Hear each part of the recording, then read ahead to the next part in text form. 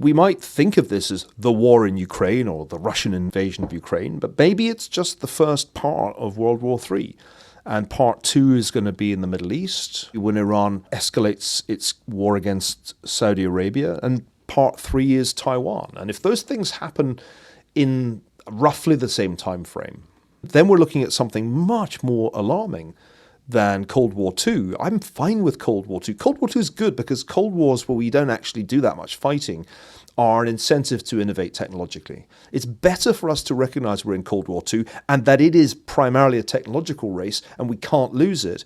But if you end up in World War III, where you actually have to have an enormous number of shells available, missiles available, where you have to replace the ships that get sunk in the Taiwan Strait very fast, then the United States is in a very weak position, I think.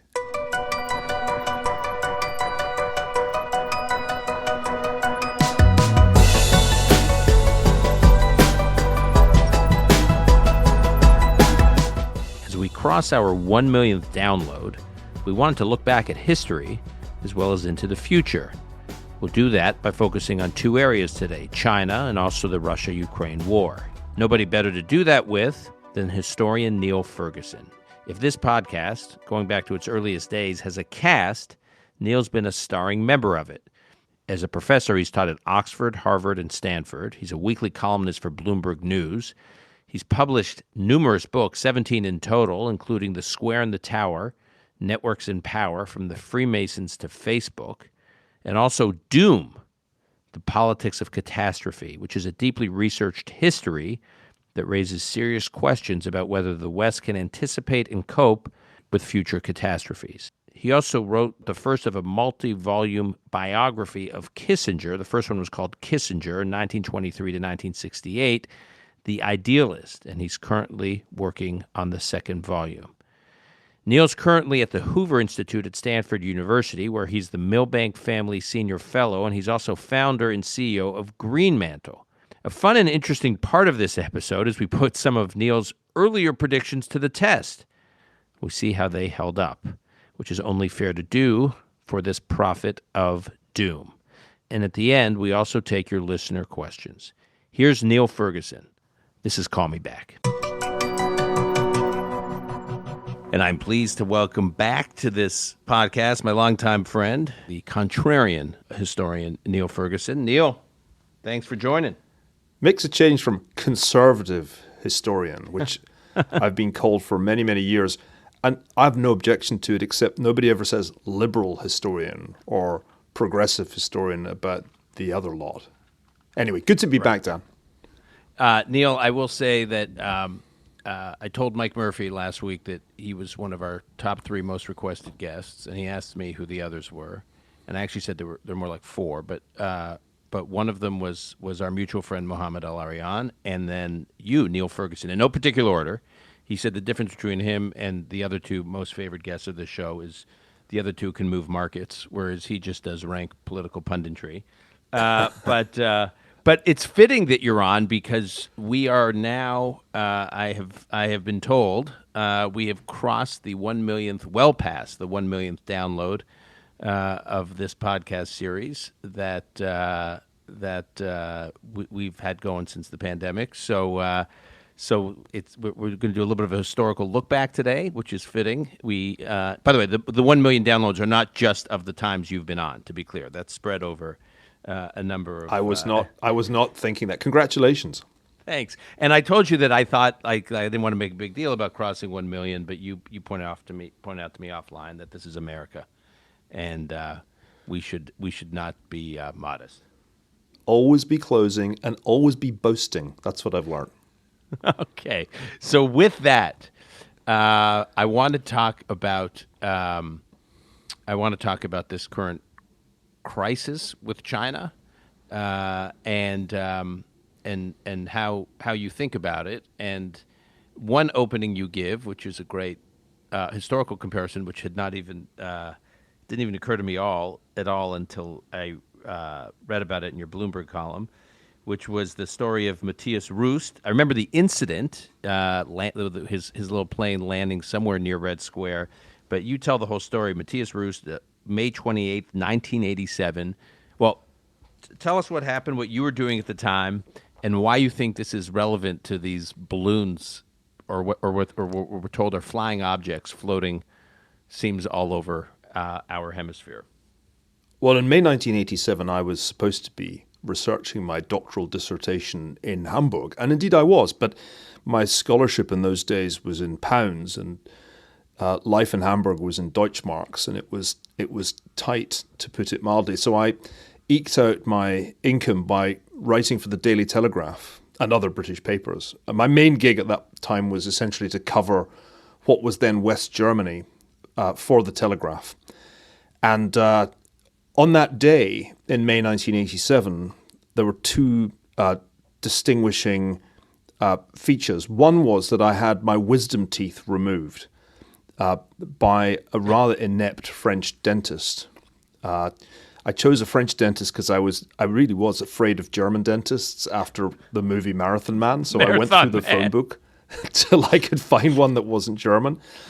And he removed 3 out of 4 wisdom teeth with local anesthetic. He gave up after 3 because I was such a mess of non-coagulating blood.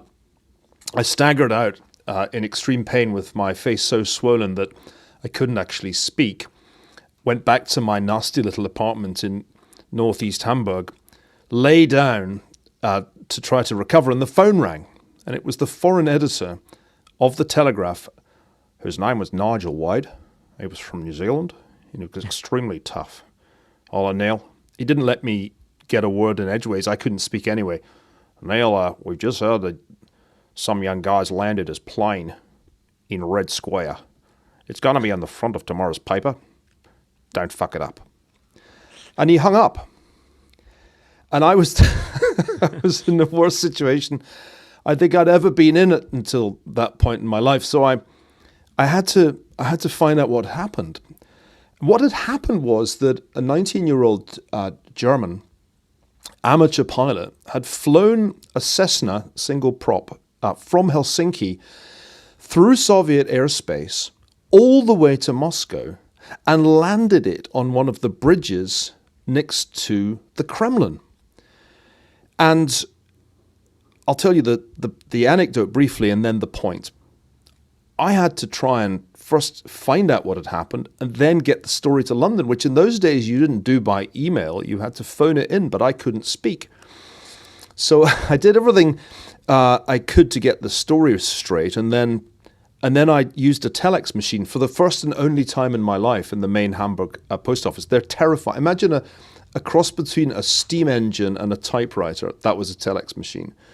I filed the story. It duly appeared on the front page, and I'll always remember that day as one of the great tests of my strength and tenacity as a human being.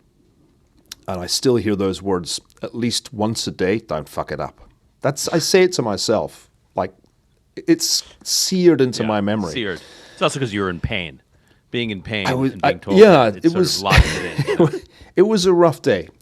But the key reason I tell this story is that when the balloon was spotted over Billings, Montana, by a couple of photographers and revealed to the world through the Billings local newspaper, that was what I thought of. Because Matthias Rust's ability to fly a single prop Cessna right through Soviet airspace and land it in Red Square revealed that something was terribly wrong with the Soviet Union's air defenses and indeed its entire military-industrial complex.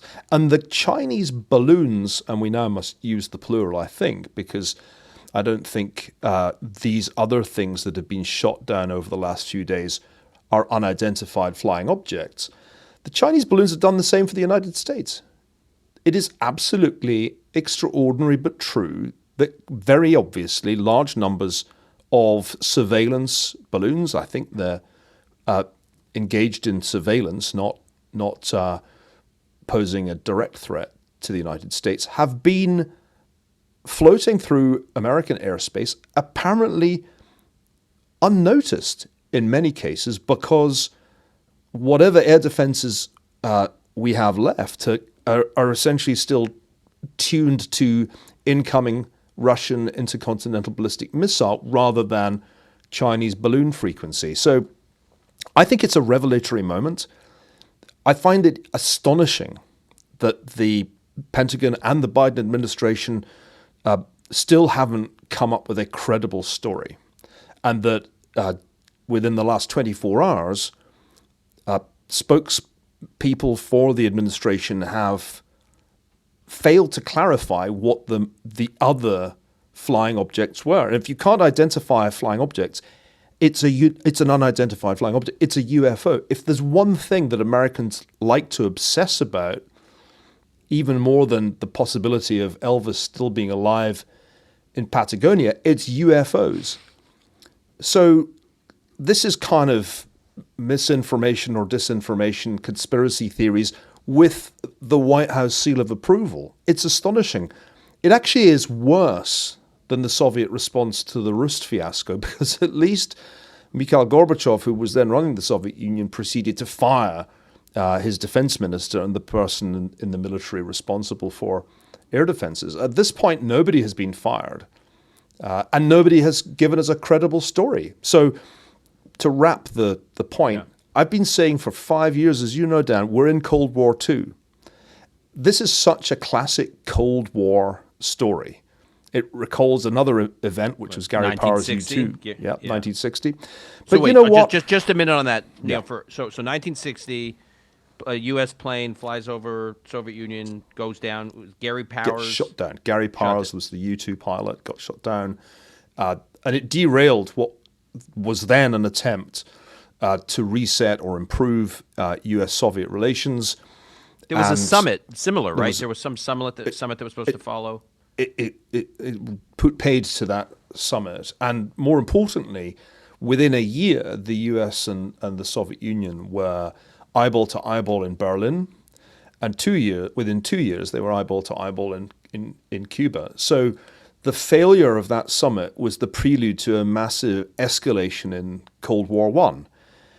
If we now ask what are the consequences of the balloon fiasco, it's pretty clear that Secretary of State Blinken's trip to Beijing couldn't go on. I think, just to clarify what probably happened, I think the really big balloon we did know about, but I think the administration was so desperate for Blinken to go to Beijing that they decided to pretend not to have seen the balloon and hope that nobody would notice, so that Blinken could still go to Beijing, which was an astonishing mistake. But I think that must be what happened, because I can't believe they didn't see it. It was huge. I mean, they can't have not known it was there. To give the most generous interpretation of events, could you argue, in terms of what was happening on because it seems incredibly brazen by the Chinese government to do this, but maybe not if they've been doing it for a while and there's been no consequence. But to think that they did it just at a time that Blinken was about to head to Beijing, as you said, so the timing seems awful, and you sort of then your mind starts to wander, like, what were they actually up to on the eve of a very important trip, the U.S. Secretary of State coming to Beijing. Could have just been bureaucratic incompetence, like left hand not talking to the right hand in the Chinese kind of national security apparatus, and like there's someone working on diplomacy on the diplomacy file in Beijing who's saying, what the hell? Who authorized the balloon on the eve of the Secretary of State's trip? I mean, could have just been that, just messy. One of the great mistakes that we kept making in Cold War I was to imagine that Soviet politics was like American politics. You can come across this if you go into the library and look at the books that were written about Soviet politics during the first Cold War, and they always imagine there are these liberals and there are these conservatives and they're battling it out. That's not how totalitarian regimes work. And I think it's a mistake to imagine that our dysfunction must somehow be mirrored in theirs. They have a very different kind of dysfunction, which is that Xi Jinping purports to have total control over the system, and that control has been strengthened since the party congress.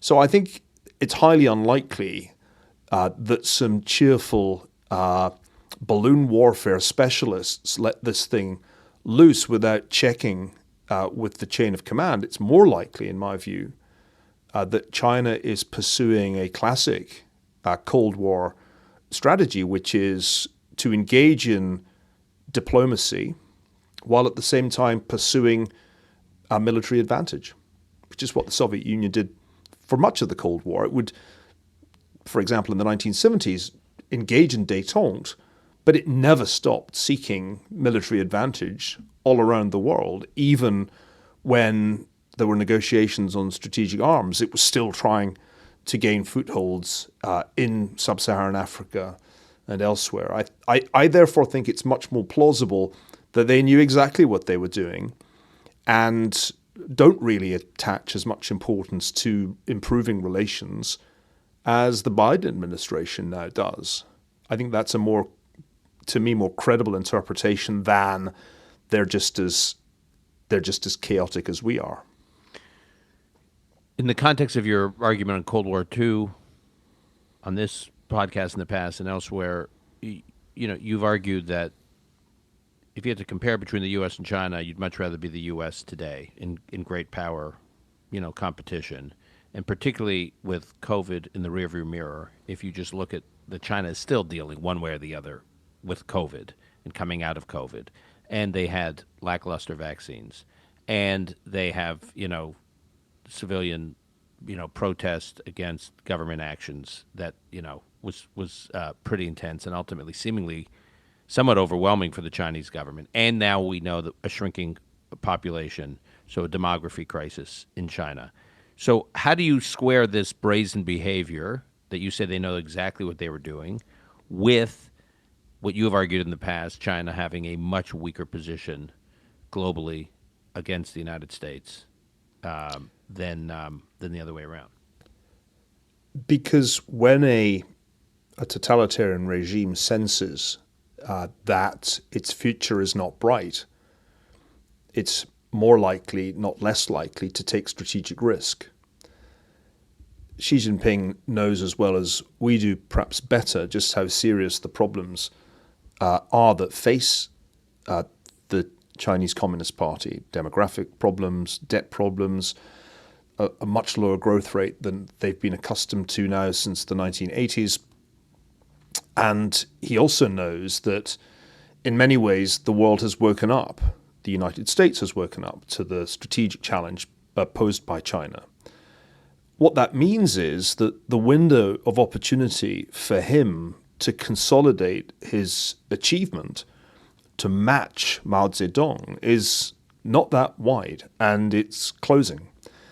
So I think, and I base this not only on sitting around in Stanford reading stuff, but on conversations with people who are much closer to the negotiations than I am. I think that since the party congress, he has turned his attention to military preparedness in the belief that a showdown with the United States is inevitable.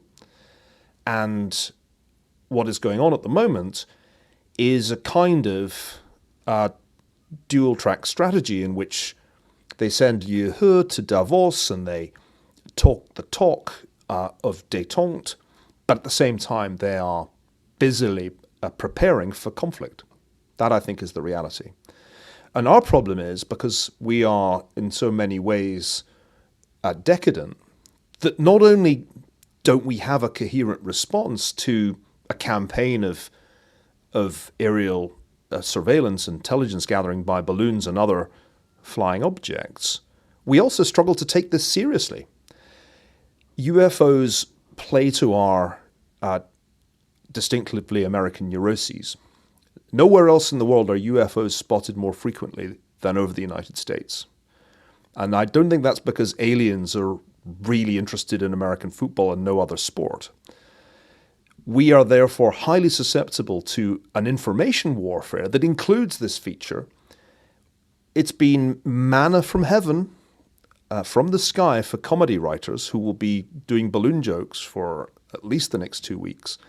We can't take seriously the fact that while we were otherwise preoccupied with phantasms like Russia meddling in American politics, the real rival to our power, China, was engaged in a very sophisticated surveillance operation that we either didn't notice or decided not to talk about. It's a very, to me, very disturbing picture, especially, and here I'm kind of teeing up another topic of conversation, especially when we got ourselves involved in a pretty open-ended proxy conflict in Eastern Europe and have the Middle East gradually approaching another moment of crisis over Iran and its relations with its neighbors and near neighbors. So when I see the global landscape, Cold War II, that's a good outcome. World War III is the bad outcome that we need to be much more worried about. Because if things escalate simultaneously in Eastern Europe, the Middle East, and the Far East, if we have a crisis over Iran and over Taiwan in the next couple of years, we're going to be extraordinarily thinly spread. In fact, we won't be able to cope with all three crises simultaneously. Campbell's parents used to live in Pensacola, Florida, and we spent a lot of time there. There's a very important Air Force base there, Eglin Air Force Base. And someone from the base once told me that there are more quote-unquote UFO sightings in the Pensacola area, and I guess Gulf Breeze, which is neighboring, than any part of the country other than Roswell, New Mexico. And he was always amused because he just assumed, as he put it to me, that's because we're doing all this training and people in the community are seeing our flying objects flying and thinking they're UFOs, and that's why there's so many sightings. But I was thinking about that as this news is coming out because Eglin Air Force Base would be a good spot to have flying objects, Chinese flying objects flying over, just like Billings, Montana was a good place with its nuclear assets there. So it's Right. your mind starts to wander, how much of this is going on everywhere. The answer is a very large amount, and one of the distinctive features of Cold War II is that there's way more surveillance espionage going on than was technologically possible in Cold War I. And it's occurring in all kinds of different domains, from satellite down to cyber, with, the stratosphere, with the balloons somewhere in between. And of course we're doing it too. The Chinese were immediately able to say, well, what about your balloons? This is what's so Cold War about our situation, that these efforts are going on all the time and on a much larger scale than happened between the United States and the Soviet Union, not least because the US and China are so intertwined economically and in other ways. There are just many more ways in which China can gather information about us than were ever open to the Soviets, who had to manage relatively small rings of spies who were quite easy to spot, given that there really weren't that many Soviet citizens. Technologically, if you think about it, Cold War I was the sort of infancy of the satellite era. The first real satellite, Sputnik, is 1957. And so we're conducting Cold War II in a much more complex environment. And we're the open society, China's the closed society. It'd be very surprising if they didn't have a lot more on us than we have on them at this point, though I'm sure we're trying to get as much as we can. So why then not level with the American public? Why leave it to the eagle-eyed Montanans to spot the balloon? And why then start shooting stuff down that you can't even credibly describe? I mean, the briefings so far have been like something out of the X-Files, Right. where they tell us we don't know what was propelling these things and they interfered with the pilot's instruments. I mean, it seems to me that if you want to generate unease in the minds of Americans, it'd be hard to beat that. I'm in some ways quite surprised at how low-key the public response has been. Maybe at some level our nerve endings have been blunted, but it is an extraordinary state of affairs. And the key point I would make is, under these circumstances, we should not expect Cold War II to stay cold. It is going to heat up because I sense that from the Chinese side, from Xi Jinping's side, they are on a path to war. Mm-hmm. And we don't yet realize that. We still think that this is just about speeches at Davos and sending Secretary Blinken to Beijing. But if they're preparing for war, if the point of the balloon is, let's just take a really close look at Montana, I'm much more concerned than I was when I first started talking about this. So, Neil, in November of 2021, you were on this podcast, and you were looking at the British Empire's experience during the interwar years and why, in many respects, what the British Empire was dealing with should have been an early tell that there was going to be certainly end of empire and begin and potentially World War. And you compared it to America's situation today. To your point, could we go from Cold War II to World War III? God forbid. So I want to just play the clip of something you said during that podcast in late 21, and then have you react to it. It is clearly the dominant superpower. It has, however, reached a point of strain, both domestically and internationally. It is clearly overstretched internationally with commitments all over the globe. It could conceivably find itself simultaneously in conflicts in East Asia, the Persian Gulf, and Eastern Europe. At the same time, domestically, like Britain in the 1920s and 1930s, it's deeply divided. It's economically weighed down by a very, very large debt, which is rapidly passing the point it reached at its last peak in the US at the end of World War II. And when one looks ahead and asks, how is this situation going to play out? Like Britain in the interwar period, the United States faces formidable rivals, of which clearly the most formidable is the People's Republic of China. Okay. That little riff there gave me chills because of when you said it, which was a while ago. It was before these Chinese balloons. How worried are you about U.S. capabilities? Very concerned. The last time we talked was before the Russian invasion of Ukraine, which I remember predicting on January the 2nd of last year. Actually, I'd seen it coming since my last visit to Kyiv the year before. And what the Russian invasion of Ukraine has revealed is that the military-industrial complex we used to grumble about has withered away to a really shocking extent. We have decided, and we certainly didn't plan this, we decided it on the fly as it became clear that Ukrainian resistance was stiffer than we had foreseen. We have committed ourselves to an escalating supply of hardware to the Ukrainians to prevent Russia's invasion from succeeding.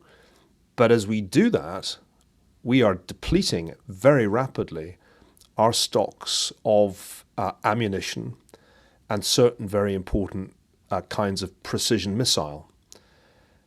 The war in Ukraine it's not a huge war by mid-20th century standards, but it's a much bigger war than any of the conflicts of the last 20 or even 30 years in terms of the consumption of artillery. The two sides have quickly moved into a mid-20th century playbook of very, very heavy bombardments of one another. And we are, it turns out, not in a position to supply that kind of conflict from our own stockpiles indefinitely.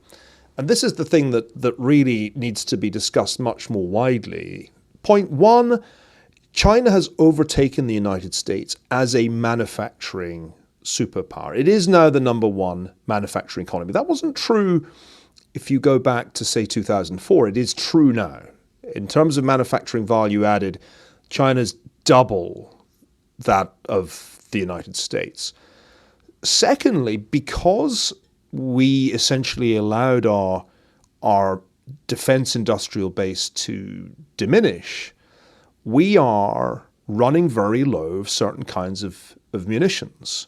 There was a very interesting report published by the Center for Strategic and International Studies just the other day entitled The Empty Bins Crisis, This is And Seth Jones's piece or paper? That's right.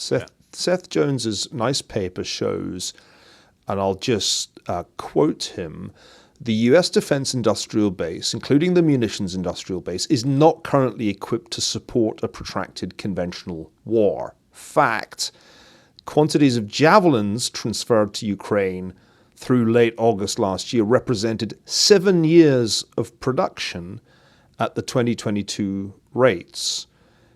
That's one of many killer facts that I put in my most recent Bloomberg column. And whether you look at javelins or HIMARS, which of course is a much more formidable weapons system, it is startling how much capacity has been already expended by Ukraine and how long it will take to replace it. So this is a huge concern because, and this is, of course, the critical point, if we ended up in a conflict with China over Taiwan, we would run out of certain categories of weapon extraordinarily quickly. So we would run out of what are called LRASMs, long-range anti-surface missiles, within a week. A week. It takes 2 years to produce a joint air-to-surface standoff missile. 2 years. So from my vantage point, the significance of balloons and unidentified flying objects is that if China's on a path to war, which I think it is, we are not ready for prime time. We are only barely keeping up with Ukraine's expenditure of weapons against Russia, a far less formidable opponent with a manufacturing base 1/10 that of the United States. All the tough talk that one hears on Capitol Hill about Taiwan these days, those who say, the hell with strategic ambiguity, let's just be unambiguous in our commitment to Taiwan, that's something we've heard even from the president himself, though his spokespeople have tried to walk it back. All of this is entirely at odds with the reality that we would find it very difficult indeed to defend Taiwan. And I don't just mean in the event of a Chinese invasion, because I don't think that's the most likely scenario. It'd be very difficult for the People's Liberation Army to invade Taiwan. It's a tough assignment for an army that really hasn't done any real fighting in decades. But if they were to blockade the island and defy the United States to send naval and air support to break the blockade, we would really be gambling. Because if China were prepared to fight, it would be a short war. And therefore, do you believe that China is, ironically, we're not focused on this, a net beneficiary of the war we're supporting or fighting by proxy on behalf of Ukraine? The fundamental strategic error that's been made was this. When the war broke out, when Putin, against the expectations of most pundits, actually did invade Ukraine, and the Ukrainians, against the expectations of nearly all pundits, didn't collapse. By the way, I was wrong about that. I never expected Ukraine to put up such tenacious resistance, and it's important to own that mistake. I was in good company, but it was a mistake. Once we saw that, our calculation was, great, we can supply the Ukrainians and in a kind of extended attrition, erode Russia's military capability. And that's why I think the United States has not made any very serious effort to stop this war since it began. Some people, at least, not everybody, but some people in the administration thought, let's let it run. They failed to see that China is the bigger beneficiary of this. And that's because, from China's vantage point, it gets Russia's oil and soon gas at a pretty steep discount because the Russians can't sell it anywhere else much. And China's exporting like crazy to Russia right now. And China gets to export everything short of military-grade hardware to Russia, which is now entirely dependent of China in economic terms. Of course, you might say, but I thought Xi Jinping and Vladimir Putin were besties, and he can't be happy to see Putin's war going wrong. I mean, as President Biden likes to say, come on, man. From a Chinese point of view, it's far from unsatisfactory that Putin's in this hole. It makes Russia, which is historically a strategic rival of China, weaker and increases its dependence on Beijing. So this is one of the things that I think was wrong about the calculations made last year. And it's why the United States now realizes it needs to get this war to stop. But it's too late. It's really hard to stop the war now. And why is that? Because both sides think, both Russia, Zelensky and Putin both think they'll win. Their populations both think they'll win. Yeah. But also because when a war has lasted about 6 months, it's really, really hard to get it to stop within the next 6 months, historically. Wars are much easier to stop when they've lasted days or weeks. But once you get into half a year plus, then it's really hard to stop, partly because of sunk costs. You just have body counts that are really high on both sides, and everybody is filled with hatred towards the other side. The mood in Ukraine is implacable. I was there back in the fall of last year, and there's a kind of red mist mood when you talk to people, not surprisingly, given that war crimes have been committed all over the country, not just in the east, but in the suburbs of Kyiv and Mariupol and elsewhere. So I think it's very hard to stop the war now. I think if I view the conflict from a Ukrainian point of view, the commitment from the United States seems remarkably good. And if you keep asking, you get somewhat better hardware each time you ask. So you get the tanks, so then you ask for the jet planes, you'll get the jet planes, and what next? From a Russian vantage point, Putin is counting on the West not to have stamina. He's counting on there being divisions between Europe and the United States.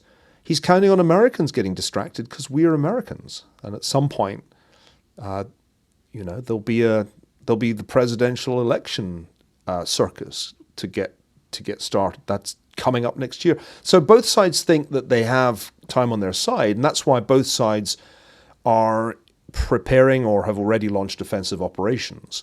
I don't think the Russian offensive that's currently underway will be decisive, nor do I think the Ukrainian counteroffensive or spring offensive will be decisive. I think the war will drag on, and I don't see how any outside pressure is going to stop it.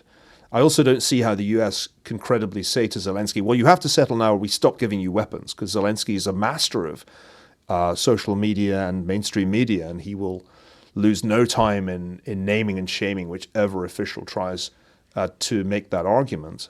So it's going to drag on, and the longer it lasts, the less able we are to deal with the crisis over Taiwan, which could blow up next year. Let us play. I want to play for you from that same conversation, November of 21. To be clear, you may not have predicted that Ukraine would have the will to defend itself the way it has, but you did predict that Russia would go into Ukraine. So we're getting up close to the 1-year anniversary of Russia's invasion of Ukraine. Let's listen to what you said back in November of 21 on this podcast. We are approaching, I think, a great test of the morale and strength of the United States as the world's preeminent power. That test is going to come perhaps over Taiwan, perhaps over Ukraine. What will the United States do if, as many people, including the Ukrainian government, fear, the Russians invade Ukraine in an all-out campaign of annexation?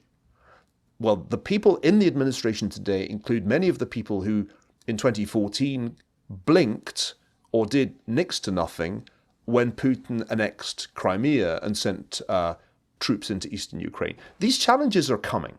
I think it's highly unlikely this administration is going to get to the 2024 election without a major foreign policy test.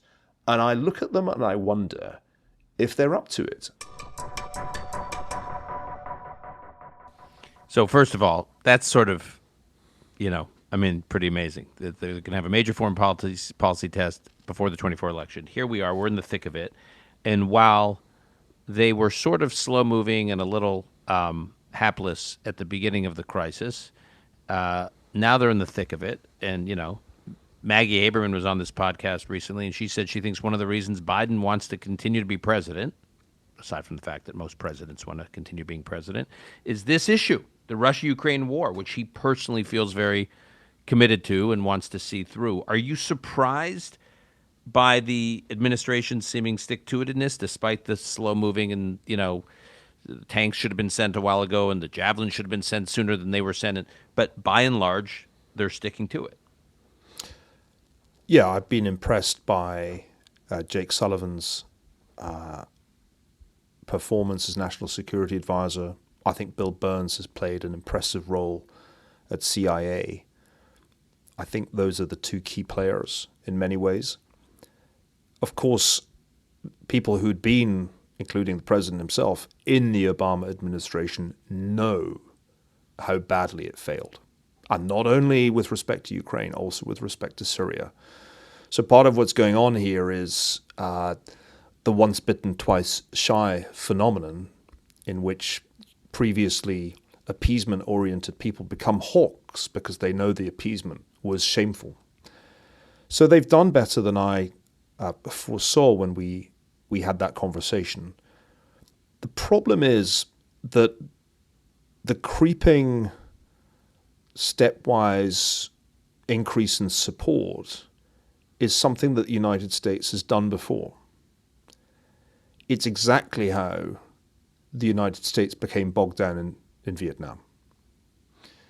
And I think Lyndon Johnson and Joe Biden have comparably bad track records on foreign policy. And when you, just to be clear, the Vietnam comp is just escalation, but like trying to keep a handle on it. Escalate, but keep a handle on it. Escalate. And always be constrained by domestic political calculations. And always be constrained by fear that if you escalate too rapidly, then you'll precipitate a major hot war. Remember, we had to remember all along, in the case of Vietnam, that behind the North Vietnamese government stood the Soviet Union, as well as, to some extent, the People's Republic of China. And that also inhibited our readiness to escalate. So I've said to my friends in Kyiv, you don't want to be South Vietnam. Actually, I've said to them, you want to be North Vietnam. You've got to try and make sure that you are North Vietnam and that you at some point do what they did, which is fighting while talking. And you want to put Putin in the position of being the United States in Vietnam. But it's not yet clear that we're going to get there. Meanwhile, the United States is in its familiar posture of, we'll do just enough to stop the Ukrainians from losing, but not enough for them to win, which means the war just keeps going. And the longer it lasts, the more likely domestic considerations are going to get in the way. There already are Republicans, including those whose position has been strengthened by the narrowness of the Republican win in the House of Representatives, who think that this is not a war that they want to give unconditional support to. We have already heard from former President Trump the argument that this war is the kind of thing that he would have kept out of and he would end were he re-elected. These are not, I think, insignificant variables. And if I'm Putin, I know I just need to get through this year and let the American domestic politics do its crazy thing, which, we never need Russians to help us be crazy in a presidential election. We'll be crazy all by ourselves, and that's when we will likely make mistakes. So I wish I could see a way for this war to be brought to an end, but I can't see one now. And I wish I could see a way of our avoiding getting drawn into another crisis between now and, let's say, the 2024 election. But I think that will be really hard. Before we even talk about Taiwan, which I think is a potential issue for next year, given the Taiwanese election that will happen in January.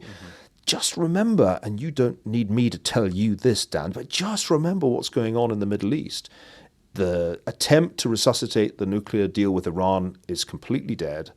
The Iranian regime has been radicalized by the threats from within. It is perfectly ready to continue its various proxy wars in the region. Israel has a new government which is decidedly hawkish on the question of Iran's nuclear program. Anybody who thinks the Middle East is going to just stay quiet between now and November of next year, I think is a seriously delusional optimist. And the extent to which those governments are coordinating, Tehran, Moscow, and Beijing, which is... Well, right. So this is a really important point that I tried to make recently, that when David Frum used the phrase axis of evil for, I think, the State of the Union 2002, right after 9/11. For George W. Bush, there was no axis then. Those powers that were named were not in any way confederates. What was it? Iran, Iraq, and North Korea. North Korea, yeah. The real axis is today, and it's Russia, China, and Iran. And that axis is real. They are not only economically intertwined, but Iran has become a crucial source of drones and other supplies for the Russian war effort. This is a very concerning development, because if they act together, as the axis of World War II acted together, they can exploit the overstretched American position. Remember, Britain's problem in the 1930s was enormous pile of debt, much of it a hangover from the previous conflict, deep division about whether it was even desirable to have an empire, inability to rearm sufficiently rapidly to deter the Axis powers, and the Axis powers were able to take advantage of Britain's position to launch conflicts that together posed an existential threat to Britain. And that's the scenario I worry about. You know, I've written books about both world wars, about the first and second. And what you realize when you write their histories is that what we retrospectively call a world war is in some ways a kind of agglomeration of different conflicts that just happened at the same time. Yeah, it's the version of Victor David Hanson's theory about World War II.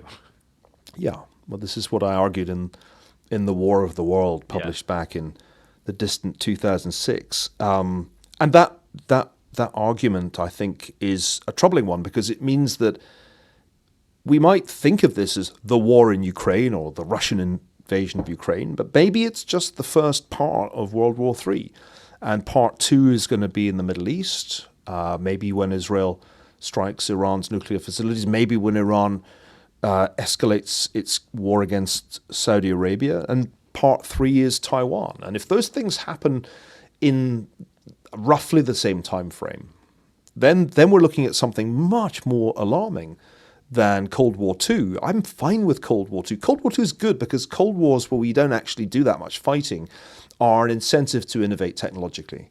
And from the vantage point of the United States, it ought to win Cold War II over China, because we have edges in a bunch of different technological domains, and we are still in a position to use economic warfare to slow down their growth, particularly in the area of semiconductors. So Cold War II, I've always argued, is desirable. It's better for us to recognize we're in Cold War II and that it is primarily a technological race and we can't lose it. That's fine. That's how we should be.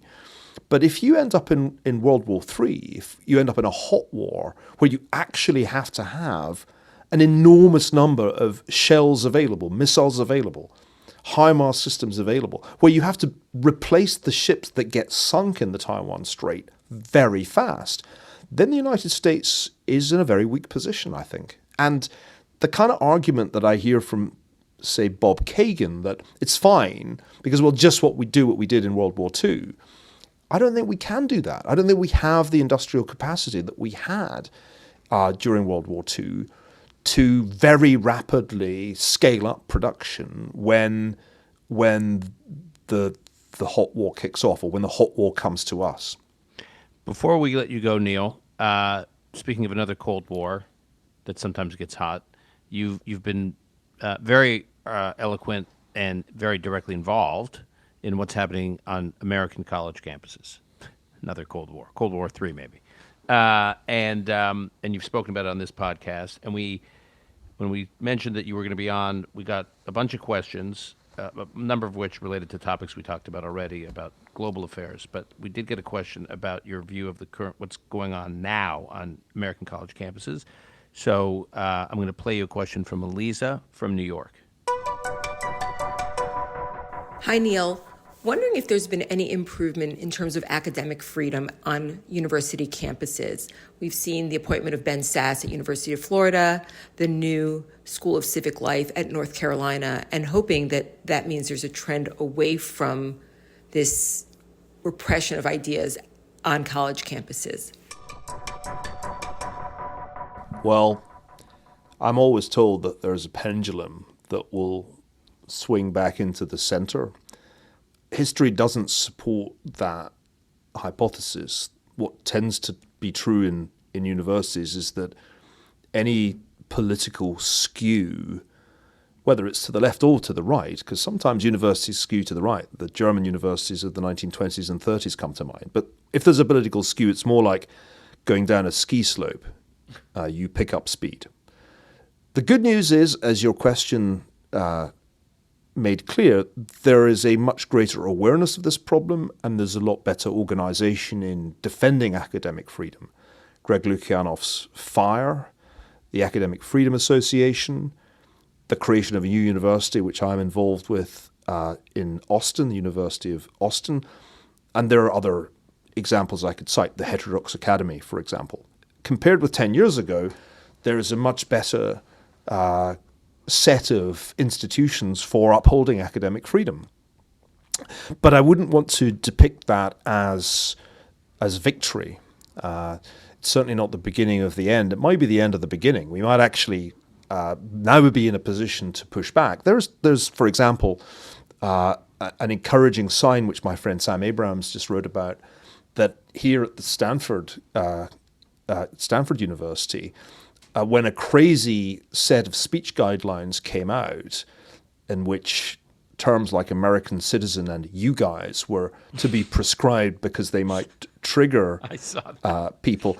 I'm glad to say that some of my colleagues who are represented on the faculty senate, Hoover Fellows or not, but those who are pushed back and forced, I think, the university leadership to distance itself from this onion-level lunacy.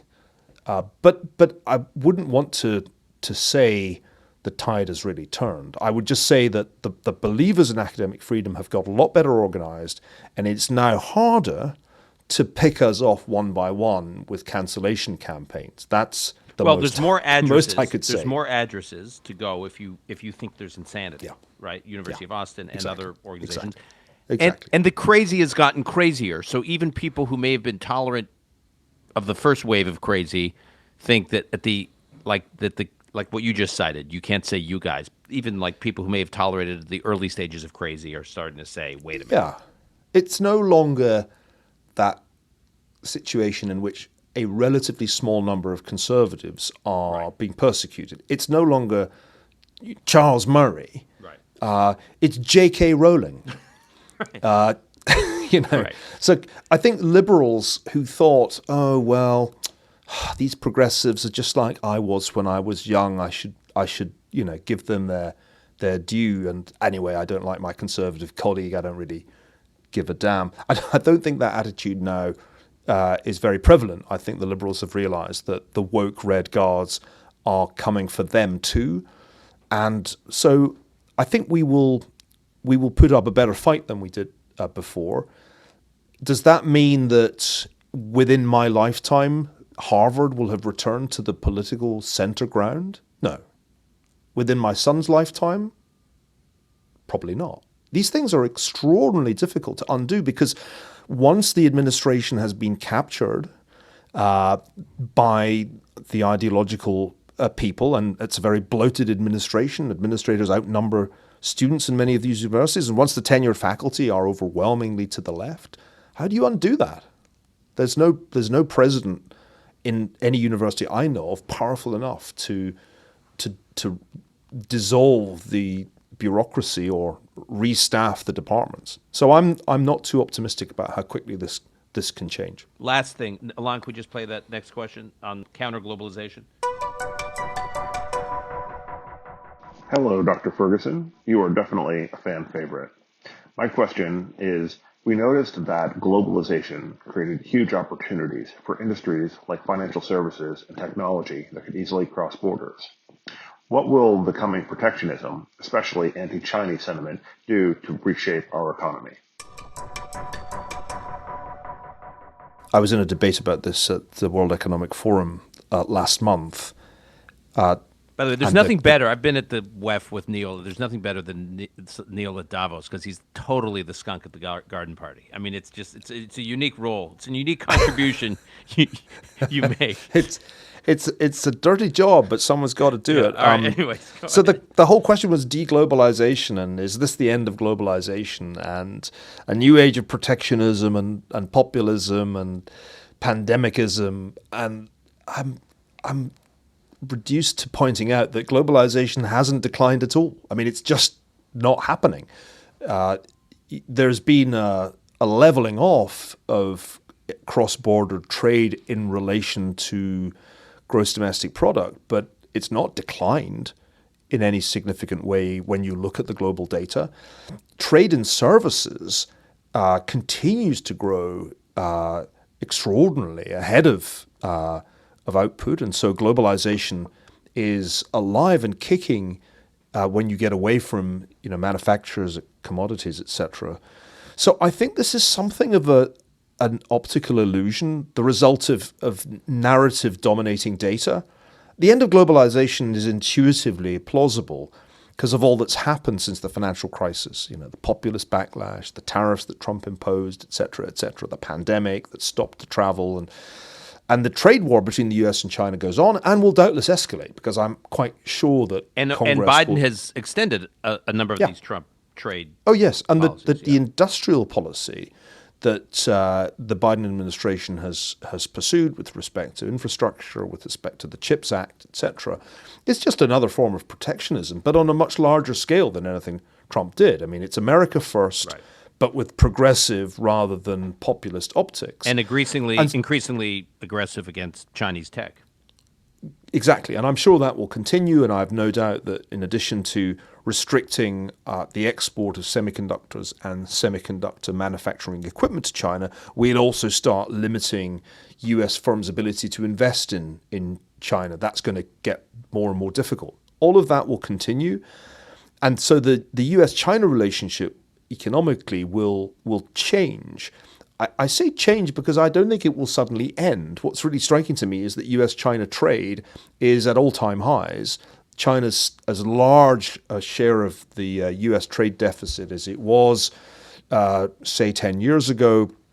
So I think even with all these policy efforts to achieve decoupling, not much decoupling has in fact happened. Apple used to produce 100% of its iPads and iPhones in China. Now it's like 90%. That's the deglobalization we're seeing.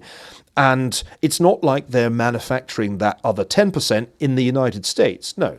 What's happening is that the supply chains are being moved, whether it's to Vietnam or to India or to Indonesia or to Mexico, which is a really very convenient place for US firms to do manufacturing. I think rumors of the death of globalization, like the death of Mark Twain, have been exaggerated, and we shouldn't expect a colossal amount of so-called reshoring or friendshoring to transform the US economy. I think the US can do some semiconductor fabs, but ultimately it's a pretty expensive place to manufacture stuff, and it's also a really difficult place to get stuff built. And that's why our industrial capacity is reduced. That's why the US doesn't have a military industrial complex like it did in the 20th century, because a lot of the industrial operations of US firms are now elsewhere, and I don't think they're all coming home. That was always a kind of fantasy. It was Trump's fantasy, and he couldn't do it. And it would probably be a mistake, just in terms of building in redundancies. We don't exactly, want to... Well, you can do all that, Dan. You can do all that, but don't pretend that it won't have inflationary consequences, Right. because it will. Right. All right, Neil, you, like I said, we're past 1 million downloads. Your episodes have been a big contributor of that. You have a fan following with our listeners, so hopefully we'll get you on before our 2 millionth download. But thanks for being on and sharing your wisdom, as depressing as the implications may be. Well, one must be cheerful in the face of calamity. I think that's something that... I mean, coming from a guy who wrote a book called Doom. I mean, I should It's a have... very light-hearted book, Dan, if you only get past the title. All right. Thanks so much. Take care. Thanks, Dan.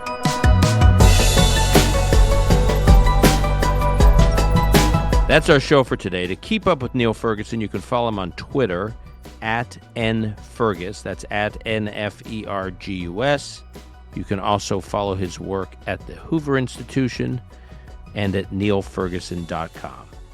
Call Me Back is produced by Alon Benatar. Until next time, I'm your host, Dan Senor.